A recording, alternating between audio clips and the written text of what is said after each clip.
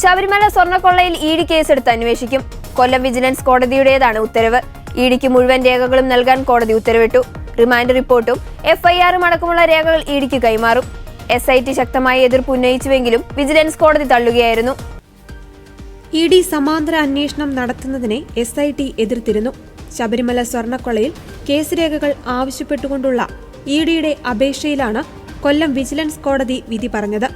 കള്ളപ്പണ ഇടപാട് അന്വേഷിക്കുന്നതിനാണ് എഫ്ഐആറും റിമാൻഡ് റിപ്പോർട്ടും അടക്കമുള്ള രേഖകൾ ആവശ്യപ്പെട്ടുകൊണ്ട് ഇഡി കോടതിയെ സമീപിച്ചത്. എന്നാൽ മുഴുവൻ രേഖകൾ കൈമാറുന്നതിൽ SIT എതിർപ്പറിയിച്ചിരുന്നു. ഇത് തള്ളിക്കൊണ്ടാണ് കോടതിയുടെ ഉത്തരവ്.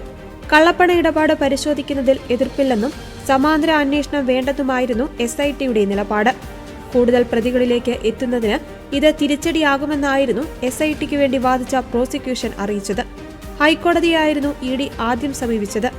എന്നാൽ വിജിലൻസ് കോടതിയെ സമീപിക്കുവാൻ ഹൈക്കോടതി നിർദ്ദേശിക്കുകയായിരുന്നു. തുടർന്ന് ഇഡി കൊല്ലം വിജിലൻസ് കോടതിയെ സമീപിക്കുകയായിരുന്നു. ശബരിമല സ്വർണ്ണക്കവർച്ച കേസുകളിലെ പ്രതികളായ തിരുവിതാംകൂർ ദേവസ്വം ബോർഡ് മുൻ പ്രസിഡന്റ് N. വാസു, മുൻ അഡ്മിനിസ്ട്രേറ്റീവ് ഓഫീസർ മുരാരി ബാബു എന്നിവരുടെ ജാമ്യാപേക്ഷ തള്ളി. ഹൈക്കോടതിയാണ് തള്ളിയത്.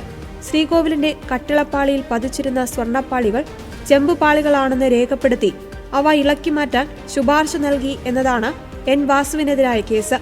സ്വർണ്ണപ്പാളികൾക്ക് പകരം ചെമ്പുപാളികൾ എന്ന് തെറ്റായി രേഖപ്പെടുത്തി കവർച്ചയ്ക്ക് കളമൊരുക്കിയെന്നാണ് മുരാരി ബാബുവിനെതിരായ കേസ്.